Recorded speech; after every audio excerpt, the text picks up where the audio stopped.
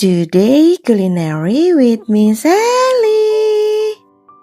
Tempat ini menjadi favorit warga Surabaya untuk work from cafe, sarapan maupun nongkrong karena terkenal dengan suasananya yang syahdu dan tenang ala kafe-kafe di Bandung. Menu utamanya menyediakan aneka pastry premium yang bertekstur garing di luar dan lembut di dalam dengan aroma mentega yang kuat. Tersedia juga makanan berat dan minuman kopi yang bervariasi. Hidangan beratnya memadukan cita rasa khas seperti perpaduan bumbu Nusantara seperti hidangan khas Padang Betawi yang racikan bumbunya dinilai pas dan sempurna.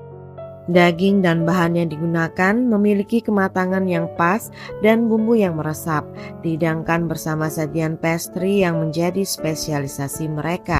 Cari tempat nongkrong, di sini alamatnya.